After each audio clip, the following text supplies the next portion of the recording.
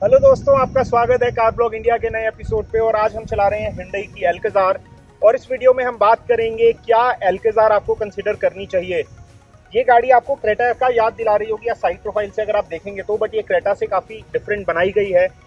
ये Creta platform पे ही base, लेकिन ये 200 मिलीमीटर्स लंबी है, लगभग 20 सेंटीमीटर। आप देख सकते हैं गाड़ी साइड प्रोफाइल में आपको काफ़ी लंबी दिखेगी। और क्रेटा का जो प्रोफाइल, जो रूफ है, वो थोड़ा सा स्लोपिंग है, इसका लगभग फ्लैट दिया गया है तीसरी रो में अच्छा खासा स्पेस अकोमोडेट करने के लिए। व्हील बेस को भी बढ़ाया गया है। गाड़ी में कॉस्मेटिकली भी काफ़ी चेंजेस हैं। 3 रो ऑफ सीट्स हैं। इंजन भी नए हैं। पेट्रोल इंजन नया है, डीजल इंजन सेम ही है। ट्यूनिंग थोड़ी सी इसके हिसाब से की गई है, गाड़ी के हिसाब से। तो मैं आपसे इस वीडियो में ये डिस्कस करूंगा क्या आपके लिए ये गाड़ी सही है, क्या आपको ये गाड़ी कंसिडर करनी चाहिए, नहीं करनी चाहिए।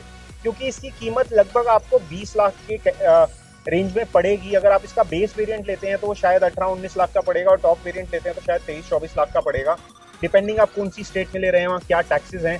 एक शोरूम प्राइस इसका 17 से लेकर 20 लाख के आसपास की रेंज में जाता है।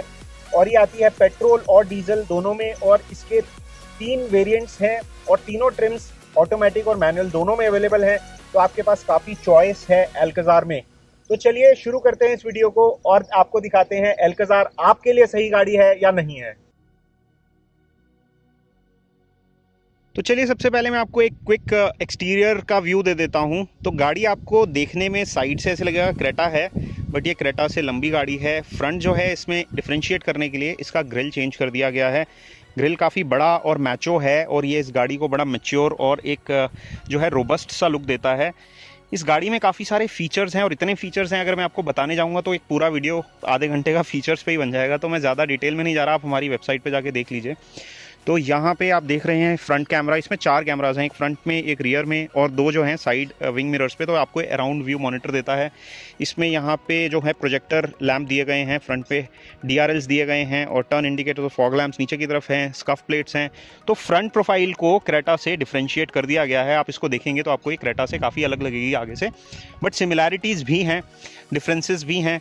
साइड प्रोफाइल पे आप आएंगे तो आपको डायमंड कट एलॉयज मिलेंगे। जो इसमें 3 ही वेरिएंट्स आते हैं। बेस वेरिएंट लेंगे तो आपको 17 इंच के व्हील्स मिलेंगे, और बाकी 2 वेरिएंट्स में 18 इंच के व्हील्स मिलेंगे।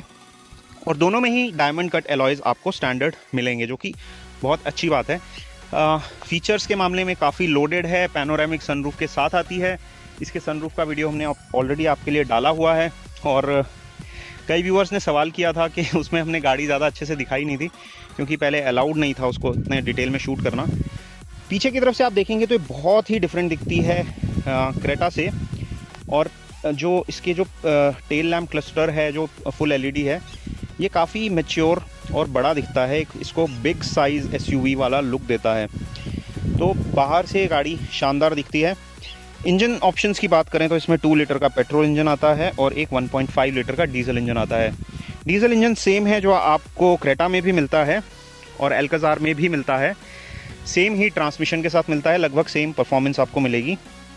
और पेट्रोल इंजन जो है वो नया इंजन है, जो कि आपको 200 में मिलता है, लगभग उसी का थोड़ा सा रीट्यून्ड इंजन है। और दोनों ही इंजन्स परफॉर्मेंस काफ़ी अच्छी जानदार देते हैं। डीजल में आपको लगभग 250 न्यूटन मीटर का टॉर्क मिल जाता है, और जो पेट्रोल इंजन है उसकी पावर फिगर्स जो हैं वो हैं 159 PS ऑफ पावर और 191 न्यूटन मीटर्स ऑफ टॉर्क। तो दोनों ही इंजन्स काफ़ी शानदार और जानदार फील होते हैं। 6 स्पीड ऑटोमेटिक और मैनुअल ट्रांसमिशन के साथ आ जाते हैं। आज जो हम गाड़ी चला रहे हैं ये है 6 speed automatic with 2 litre petrol engine, और ये सिग्नेचर वेरिएंट है। तो ये काफ़ी जानदार है इस मामले में। चलिए अब आपको इस गाड़ी के अंदर ले चलते हैं और ड्राइवर सीट से शुरू करते हैं। तो ये है ड्राइवर साइड का डोर, जिसमें आपको यहाँ पे पावर विंडो कंट्रोल्स मिल जाते हैं। ये आप बोस की ब्रांडिंग देख रहे होंगे। टॉप वेरिएंट्स में आपको बोस के ऑडियो सिस्टम मिलता है, और ये 8 स्पीकर्स के साथ आता है। एक ये सेंटर स्पीकर है जो आप देख रहे हैं, 2 इन दरवाज़ों में हैं, 2 ट्विटर हैं। तो ये हो गए 5। 2 स्पीकर आपके पीछे के डोर में है, और एक सबवूफर जो है वो आपका बूट में है। तो टोटल 8 स्पीकर सिस्टम है, जिसमें से सबवूफर भी दिया गया है। यहाँ पे 10.25 इंच का डिस्प्ले दिया गया है, जहाँ पे आपका इंस्ट्रूमेंट क्लस्टर होता है। और ये जब आप इसको ऑन करेंगे गाड़ी को, तो ये इस तरीके से लाइट अप हो जाता है। इसमें भी आपको मल्टीपल थीम्स मिलती हैं। और यहाँ भी एक 10.25 इंच का हाई डेफिनेशन।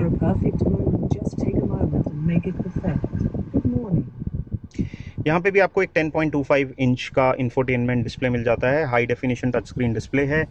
ये एयर कंडीशनिंग वेंट्स यहाँ पे हॉरिजॉन्टल और यहाँ पे वर्टिकल स्टाइल में दिए गए हैं, लगभग सेम से ही दिखते हैं, अच्छे लग रहे हैं।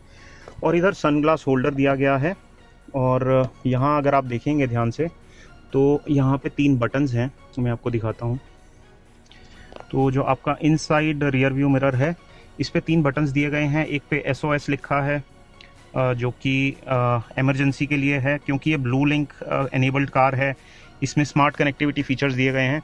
तो यहाँ SOS पे क्लिक करते ही ये जो गाड़ी है ये कॉल सेंटर से कनेक्ट करती है ब्लू लिंक के, और आपको कोई हेल्प चाहिए तो। और यहाँ टोइंग के लिए और ब्लू लिंक के बटन्स दिए गए हैं। यहाँ पे यहाँ पे आपके सनरूफ के कंट्रोल्स हैं, और सनरूफ को आप वॉइस कमांड से भी कंट्रोल कर सकते हैं। तो चलिए मैं आपको सनरूफ के दोबारा से एक बार झलक दिखा देता हूँ। तो इसकी सनरूफ कुछ ऐसी दिखती है, पीछे की सीट तक एक्सटेंड होती है। और ये जो वेरिएंट है हमारे पास, ये कैप्टन सीट्स वाला है, 6 सीट वेरिएंट। और ये जो मिडल सीट है ये अभी फोल्ड हो रखी है। मैं आपको भी तीनों सीट का एक्सपीरियंस दिखाऊंगा, फ्रंट रो, मिडल रो और रियर रो, और उसमें कैसा स्पेस आपको मिलता है। कलर थीम आप देखेंगे तो ये जो क्रैश पैड है ये हार्ड मटेरियल है, लेकिन इस पर अच्छा सा एक मरून से कलर का, और इसको कॉग्नेक कलर बोल रहे हैं ये, जो मतलब एक champagne gold sort of theme है, प्लस ब्लैक, ये डुअल टोन थीम दी गई है। और यही थीम जो है सीट्स में भी फॉलो होती है। सीट्स काफ़ी कंफर्टेबल हैं, कुशन्स काफ़ी अच्छे हैं, और सीट में आपको वेंटिलेटेड सीट का भी फीचर मिल जाता है। यहाँ पे आप देख रहे हैं ये ट्रैक्शन कंट्रोल सिस्टम है, आपको ऑटोमेटिक वेरिएंट्स में मिल जाएंगे। इसमें जो है ड्राइव मोड आप सेलेक्ट कर सकते हैं इसको चेंज करके। तो आप इसको दबाएंगे तो ट्रैक्शन में कंफर्ट, इको, और यहाँ पे आप देख रहे हैं सैंड, स्नो और मड, ये 3 अलग अलग तरह के हैं, और ये आप ड्राइव में आपने डाल दिया। और इधर आपको एयर कंडीशनिंग के कंट्रोल मिल जाते हैं, जो कि एक fully automated climate control system है। इधर यहाँ पे आपको यहाँ कुछ बटन्स दिए गए हैं, ये नॉब दिया गया है कंट्रोल करने के लिए। और इधर ग्लव बॉक्स है जो कि ठीक ठाक साइज़ का है, और ग्लव बॉक्स जो है वो कूल्ड है, तो इसके अंदर एक नॉब दिया गया है जिसके थ्रू आप इसकी कूलिंग को ऑन या ऑफ़ कर सकते हैं। तो आप चाहें तो इसमें वाटर बॉटल्स को रख के गर्मी के दिनों में उसको ठंडा कर सकते हैं। पीछे जो विंडोज़ हैं उसमें मैन्युअली स्लाइडिंग कर्टेंस दिए गए हैं, जो कि गर्म एटमॉस्फेयर के लिए, इंडिया के गर्म एटमॉस्फेयर के लिए काफ़ी अच्छे हैं। तो ये इसका फ्रंट रो है जो काफ़ी कंफर्टेबल है, वेंटिलेटेड सीट्स के साथ आता है, जो कि फ़ीचर मुझे पर्सनली बड़ा अच्छा लगता है। दिल्ली की गर्मी में वेंटिलेटेड सीट्स जो हैं वो मैं आपको बता नहीं सकता कि पीठ में जितना पसीना आता है गर्मी में गाड़ी चलाने में, ये उसको उस प्रॉब्लम से आपको बचा लेता है। यहाँ पे आपको सारे कंट्रोल्स दिए गए हैं, मल्टीमीडिया, यहाँ पे आपको इंफोटेनमेंट और जो इंफॉर्मेशन डिस्प्ले है, इंस्ट्रूमेंट क्लस्टर है, उसके कंट्रोल्स दिए गए हैं, पैडल शिफ्टर्स दिए गए हैं। ये ऑटोमेटिक ट्रांसमिशन का जो गियर नॉब है, तो यहाँ से आप इसका ड्राइव मोड सेलेक्ट करके चेंज कर सकते हैं। यहाँ ड्राइव मोड में आप इस तरफ स्लाइड करेंगे तो स्पोर्ट्स मोड में आ जाता है। तो आप यहाँ देख रहे होंगे S और D, तो इसमें डिफरेंट ड्राइविंग मोड्स दिए गए हैं। स्पोर्ट्स मोड में जो रेव हैं उसको थोड़ा हाई रखता है। पैडल शिफ्टर के थ्रू आप इसको कंट्रोल कर सकते हैं मैन्युअली अगर चाहें तो मैनुअल कंट्रोल भी है आपके पास। और इसकी जो एयर कंडीशनिंग वेंट्स हैं मिडल रो में और रियर रो में, वो भी मैं आपको दिखाता हूँ। तो चलिए मिडल रो में चलते हैं पहले। आइए अब मैं दिखाता हूँ कि इसका सीटिंग एक्सपीरियंस कैसा है फर्स्ट रो में, सेकंड रो में और थर्ड रो में। हमारे पास जो वेरिएंट है ये कैप्टन सीट्स के साथ आता है, और इसमें मिडल में 2 सीट्स हैं। तो सबसे पहले आगे बैठते हैं। आपको रेफरेंस के लिए बता दूं, मेरी हाइट लगभग 5 फीट 7 इंच के आसपास है, और ये सीट मैंने ऑलरेडी अपने हिसाब से कंफर्टेबली एडजस्ट करके रखी है। यहाँ मैं काफ़ी आराम से बैठ पा रहा हूँ। अब इसकी पोजीशन को मैं चेंज नहीं कर रहा, और अब मैं मिडल रो में बैठा हूँ। आइए देखते हैं कि यहाँ पे कैसा एक्सपीरियंस है।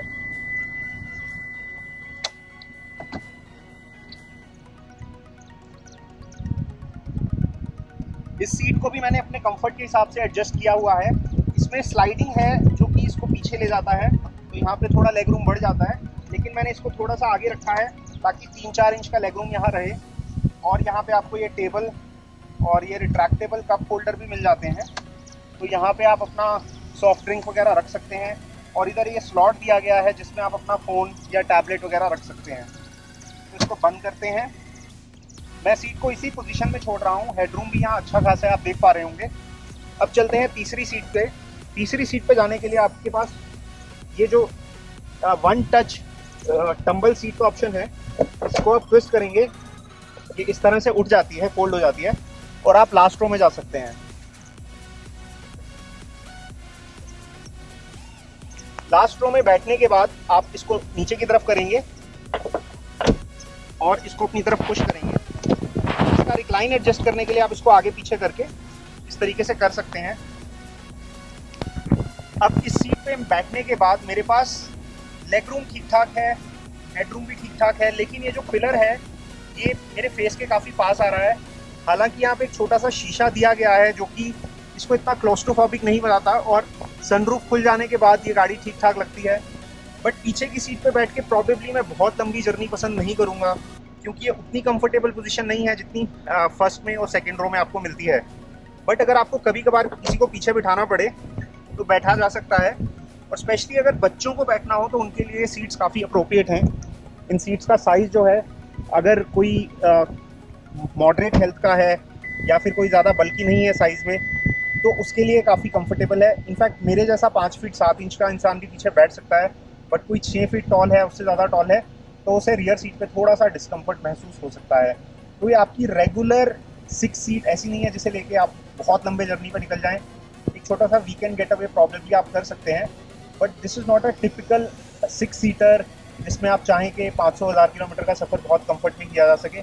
और बहुत लंबे ट्रिप में आपको लगेज स्पेस भी चाहिए होगा, तो लगेज स्पेस इसमें जो दिया गया है, अगर आप तीनों रोज़ यूज़ कर रहे हैं तो 180 लीटर्स के हिसाब से दिया गया है, जो कि मेरे को लगता है जिसमें 1-2 दिन का लगेज तो आ सकता है। लेकिन अगर आप लंबे ट्रिप के लिए जा रहे हैं और आपके पास सामान ज़्यादा है तो फिर आप 6 लोगों को कैरी नहीं कर सकते। आपको सीट्स फोल्ड करके आपको बूट स्पेस और बढ़ाना पड़ेगा। आपके पास ये ऑप्शन है कि आप 1 सीट फोल्ड कर सकते हैं, 2 कर सकते हैं, और अपनी फ्लेक्सिबिलिटी के हिसाब से जो है स्पेस को बना सकते हैं। इस गाड़ी में बढ़ा सकते हैं, घटा सकते हैं, सीट्स कम हो जाएंगी, बूट स्पेस बढ़ जाएगा, तो ये आपकी चॉइस है। आइए आपको ये भी दिखा देते हैं कि इसमें तीनों जो सीट्स हैं, अगर वो आपकी यूज़ में हैं तो उसके बाद जो आपको बूट स्पेस मिलेगा वो लगभग कितना है। ये लगभग 180 लीटर्स का बूट स्पेस है, जिसमें आप ये देख सकते हैं एक बड़ा सा लैपटॉप बैग है। अगर मैं इसको ऐसे खड़ा कर दूं तो इस तरह के लगभग 3 या 4 बैग इसमें आराम से आ सकते हैं। तो हालांकि ये बहुत ज़्यादा बूट स्पेस नहीं है, बहुत कम भी नहीं है। सीट्स को आपने फ़ोल्ड करना हो तो इस तरीके से थोड़ा सा आगे किया जा सकता है, या पूरी तरह से ऐसे फ्लैट फोल्ड किया जा सकता है। तो आप देख पा रहे होंगे बूट स्पेस अचानक से कितना बढ़ गया। तो अगर आप 5 सीट्स यूज़ कर रहे हैं तो यहाँ पे एक बहुत बड़ा सा बैग, थोड़ा सा, क्योंकि यहाँ पे हाइट भी अच्छी खासी है, तो आप अगर एक बैग के ऊपर दूसरा बैग और तीसरा बैग रखेंगे तो 3 बैग्स एक के ऊपर एक स्टैक करके आप रख सकते हैं। काफ़ी अच्छा खासा यहाँ पे स्पेस बन जाता है। और 4 ही सीट यूज़ कर रहे हैं और दोनों सीट्स को फोल्ड कर देते हैं पीछे की, तो आपको बहुत ज़्यादा स्पेस मिल जाएगा कंपैरेटिवली।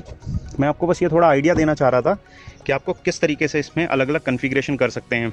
अगर आप पीछे की दोनों रोज़ को फोल्ड कर देते हैं, आप 2 ही लोग ट्रैवल कर रहे हैं, तो इतना बूट स्पेस है जो कि शायद आप पूरा यूटिलाइज़ भी नहीं कर पाएंगे।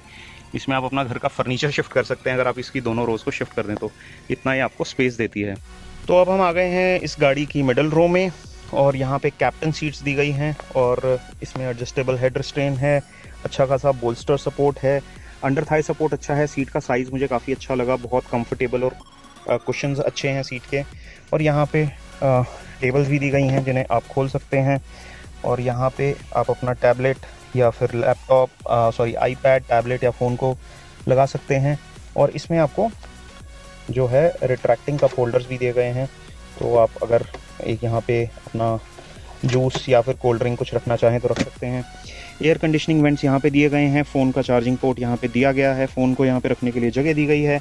और जो इसका आर्म रेस्ट है, जिन भी वेरिएंट्स में आता है, यहाँ पे आपको वायरलेस चार्जिंग पैड दिया गया है, और फ्रंट में भी है ये wireless charging pad. Arm rest में स्टोरेज भी दिया गया है। और जो फ्रंट आर्म रेस्ट है, यहाँ पे जो आप चीज़ देख रहे हैं, ये है एयर प्यूरीफायर। तो ये बेसिकली आपको एयर फिल्ट्रेशन करता है और एयर क्वालिटी को बेटर बनाता है अंदर की तरफ। इसमें जो हायर वेरिएंट्स हैं उसमें आपको 6 एयर बैग्स मिल जाते हैं, तो आप देख रहे होंगे यहाँ एयर बैग सिंबल है। और पैनोरामिक सनरूफ जो है मिडल रो के ऊपर तक यहाँ तक आती है, और ये है इसकी लास्ट रो, जो कि मैं आपको दिखा देता हूँ यहाँ से। और लास्ट रो में भी आपको यहाँ पे एसी के कंट्रोल मिल जाते हैं। जो लेफ़्ट हैंड साइड है, यहाँ पे एसी का वेंट है और चार्जिंग पोर्ट है। और जो दूसरी साइड है वो मैं आपको दिखाता हूँ, यहाँ पे आपको नॉब दिया गया है जिसकी मदद से आप एसी की स्पीड को कंट्रोल कर सकते हैं, कम ज़्यादा कर सकते हैं। और इस साइड भी एक चार्जिंग पोर्ट दिया गया है। और यहाँ पे एक छोटा सा साइड आर्मरेस्ट है जिसमें एक कप होल्डर है और एक बड़ा सा कभी होल दिया गया है, जिसमें आप चाहें तो अपना मोबाइल फ़ोन या फिर कुछ वॉलेट्स इस तरह की चीज़ों को आराम से स्टोर कर सकते हैं। यहाँ पे आपको रीडिंग लैंप्स दिए गए हैं। मिडल रो में आपको यहाँ पे जो मिडल रो में जो डोर है उसके ऊपर यहाँ रीडिंग लैंप्स दिए गए हैं और ये एलईडी लैंप्स हैं तो काफ़ी अच्छे दिखते हैं। फ्रंट रो के लैंप्स अलग हैं, तो आपको तीनों रोज़ में अलग अलग लैंप्स दिए गए हैं। तो कन्वीनियंस के मामले में इस गाड़ी में किसी तरह की कोई कसर नहीं छोड़ी गई है। इसमें कनेक्टेड टेक्नोलॉजी, कंफर्ट, फीचर्स और जो कि आप एक प्रीमियमनेस जो चाहते हैं उस तरह के सारे फीचर्स दिए गए हैं। और ये इसका कर्टेन है जो कि मैनुअल कर्टेन है। इस तरीके से आप इसको यहाँ लगा सकते हैं तो आपकी जो धूप है बाहर से जो आती है वो काफ़ी कम हो जाती है। तो इस तरीके से आपको ये काफ़ी कंफर्ट देती है गाड़ी हर तरह से। और इसका जो आप देख सकते हैं डैश किस तरह का दिखता है, काफ़ी प्रीमियम लुक देता है और बहुत ही अच्छा, कंफर्टेबल और बहुत ही क्वाइट केबिन है। और NVH लेवल्स गाड़ी के बहुत ही इम्प्रेसिव हैं। तो अब आ जाता है इम्पोर्टेंट सवाल, क्या ये गाड़ी आपके लिए ठीक है? क्या आपको ये कंसिडर करनी चाहिए? अगर आप एक फैमिली मैन हैं जिसके घर में 5 से ज़्यादा मेंबर्स हैं और 5 सीटर कार्स आपको कभी कभी सफिशिएंट नहीं लगती छोटे कम्यूट्स के लिए, तो आपके लिए 6 या 7 सीट का ऑप्शन देती है Hyundai Alcazar। आपके लिए काफ़ी प्रैक्टिकल गाड़ी है और अगर आप इसकी कम सीट्स यूज़ करना चाहें तो आपको एक्स्ट्रा स्पेस दे देती है। अगर आप ऑलरेडी एक बड़ी SUV कंसिडर कर रहे हैं जो एनीवे 6 या 7 सीट ऑप्शन में आती है, तो आप उसकी जगह इसको कंसिडर कर सकते हैं क्योंकि इसमें रिफाइनमेंट लेवल आपको उन टिपिकल गाड़ियों से थोड़ा ज़्यादा मिलेगा। अब मैं किन गाड़ियों की बात कर रहा हूँ? मैं बात कर रहा हूँ XUV 500 की स्पेसिफिकली। और इस सेक्टर में आपको एक हेक्टर प्लस मिलती है, एक सफारी मिलती है और एक XUV 500 मिलती है। सफारी के रिफाइनमेंट लेवल काफ़ी अच्छे हैं, बिल्ड क्वालिटी भी ठीक है, बट अगर मैं इसको रेट करूं तो ये मुझे सफारी से ज़्यादा प्रीमियम लगी, फीचर्स में, कंफर्ट में और ड्राइविंग एक्सपीरियंस में मुझे बेटर लगी। XUV से काफ़ी बेटर लगी मेरे को in terms of premiumness and material quality.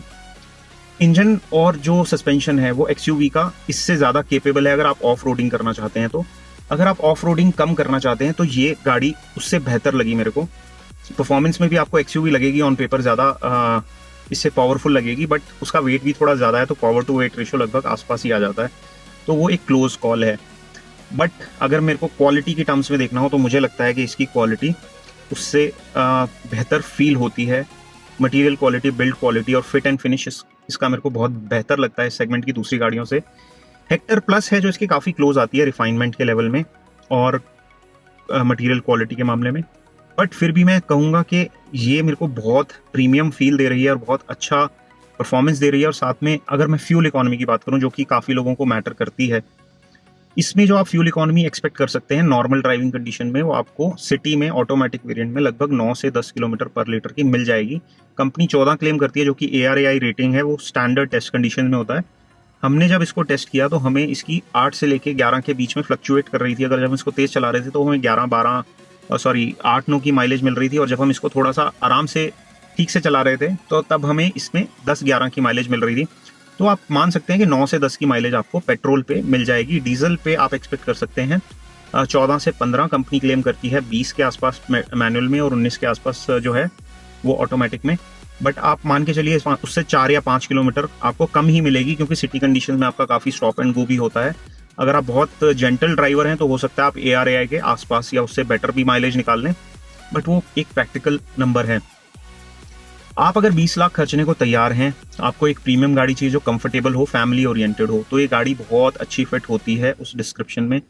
मुझे काफ़ी अच्छी लगी उस मामले में। अगर आप एक फैमिली ओरिएंटेड कस्टमर हैं या आप एक मिड लेवल एग्जीक्यूटिव हैं या हायर लेवल एग्जीक्यूटिव हैं जिसको एक शॉफर ड्रिवन कार चाहिए और आपको मिडल सीट पे बैठना है, तो ये गाड़ी आपको काफ़ी अच्छे कंफर्टेबल कम्यूट दे सकती है मिडल रो में। और इसमें जो फीचर्स दिए गए हैं स्पेशली जैसे वायरलेस चार्जिंग मिडल रो में दिया गया है, एयर कंडीशनिंग है, पैनोरामिक सनरूफ है और पीछे की तरफ जो ट्रेस दी गई हैं और एयर कंडीशनिंग हर रो में दी गई है और जो टेबल्स हैं, और हर तरह से safety wise, performance wise, comfort wise, features wise ये आपको एक शॉफर ड्रिवन कार में भी बहुत अच्छा एक्सपीरियंस दे सकती है। आप फैमिली कार ऐसा यूज़ करना चाहते हैं जो ड्राइवर ही चलाता है, तो आप इसका मैनुअल वेरिएंट खरीद लीजिए और वो बहुत ही बढ़िया आपको एक एक्सपीरियंस देगा।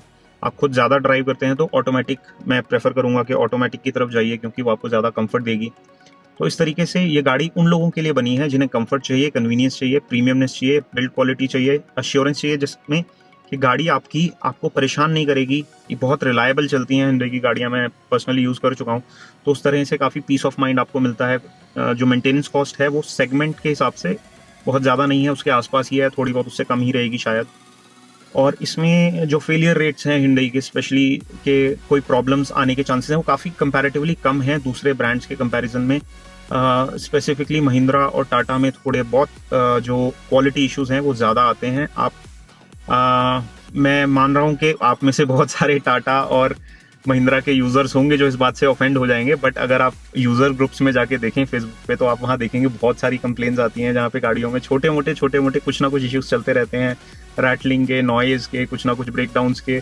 तो उस तरह के इश्यूज हिंडई की गाड़ियों में थोड़े कम आते हैं। ऐसा नहीं है मैं हिंडई की तरफ बायस्ड हूँ, क्योंकि मैं हिंडई की गाड़ियाँ यूज़ कर चुका हूँ और मैंने दूसरी गाड़ियाँ भी यूज़ करी हैं, तो मैं आपको अपने पर्सनल एक्सपीरियंस से ये बात बता रहा हूँ। ऐसा नहीं है कि मैं इस गाड़ी की फेवर में ही बोल रहा हूँ, आपको उन गाड़ियों में भी बहुत सारी ऐसी चीज़ें मिलेंगी जो बहुत बेहतर हैं इस गाड़ी से, बट मैं आपको एक प्रैक्टिकल टर्म में बता रहा हूँ कि मुझे क्या लगता है इस गाड़ी के बारे में, मैं क्या फील करता हूँ। मैं इसके राइड हैंडलिंग, ड्राइविंग एक्सपीरियंस की बात करूँ तो ये गाड़ी बहुत स्मूथ, बहुत ही वेल कंट्रोल्ड एनवीएच है, बहुत अच्छा परफॉर्मेंस दे रही है। पेट्रोल डीजल दोनों में बहुत ही अच्छे आपको पावर और टॉर्क फिगर्स मिल रहे हैं।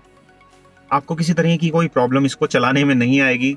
अच्छी खासी एंथुजियास्टिक लगती है गाड़ी, स्पेशली फॉर दिस सेगमेंट जहाँ पे 6 और 7 सीटर एसयूवी आप कंसिडर कर रहे हैं। मैं एमपीवी से कंपेयर नहीं कर रहा हूँ, एसयूवी से कंपेयर कर रहा हूँ। और ये बिल्कुल एसयूवी वाला प्रॉपर आपको एक एक्सपीरियंस देती है। अराउंड व्यू कैमरा है, आपके पास अच्छे टायर्स हैं, ट्रैक्शन कंट्रोल है, बढ़िया पावरफुल इंजन है, अच्छा सस्पेंशन है, 18 इंच के व्हील्स हैं, अच्छा खासा ग्राउंड क्लियरेंस है। तो ऑल इन ऑल इसका मैं जो ड्राइविंग एक्सपीरियंस है, राइड हैंडलिंग है, जो कंफर्ट है, वो बहुत अच्छे से ट्यून्ड है। हैंडलिंग भी मेरे को इसकी अच्छी लगी। मैं ये नहीं कहूँगा कि बहुत अच्छी हैंडलिंग है, लेकिन ये काफ़ी अच्छी हैंडलिंग है, प्रोवाइडेड के इसमें इतना अच्छा सस्पेंशन है, रोल ओवर फील नहीं होता है, किसी तरह का मोशन सिकनेस फील नहीं होता है। तो उस मामले में गाड़ी को बहुत अच्छे से, सस्पेंशन को और हैंडलिंग को बहुत अच्छे से ट्यून किया गया है। और फीचर्स तो इसमें इतने हैं कि मैं बताना शुरू करूँगा तो ख़त्म करना बहुत मुश्किल हो जाएगा इस वीडियो को। तो फीचर्स की लिस्ट जो है वो मैंने यहाँ कार्ड में डाल दी है, तो वहाँ जाके आप देख सकते हैं हमारी वेबसाइट पे। इस पर डिटेल्ड आपको फीचर आर्टिकल्स मिल जाएंगे जहाँ पे इसके फीचर्स को अच्छे से एक्सप्लेन किया गया है। तो ये था हमारा वीडियो Hyundai Alcazar के बारे में। अब आपको शायद क्लैरिटी मिल गई होगी कि आपको ये गाड़ी खरीदनी चाहिए या नहीं खरीदनी चाहिए। अगर आपके अभी भी कुछ सवाल हैं तो नीचे कमेंट सेक्शन में छोड़िए, हम कोशिश करेंगे आपको जवाब देने की। आपको कैसी लगी ये कार, हमें नीचे अपने कमेंट सेक्शन में अपने विचार बताइए। वीडियो पसंद आया तो लाइक कीजिए, सब्सक्राइब बटन दबाना बिल्कुल ना भूलिए। इसके जो सेगमेंट फर्स्ट फीचर्स हैं और जो सेगमेंट बेस्ट फीचर्स हैं उसकी लिस्ट हमने ऑलरेडी अपनी वेबसाइट पर डाली है, वो आप यहाँ पे आई बटन में देख सकते हैं। और एल्काजार के बारे में आपकी कोई भी क्वेरीज हो, कुछ भी डाउट्स हो, तो आप हमारी वेबसाइट carblogindia.com पे जाके चेक जरूर कीजिए।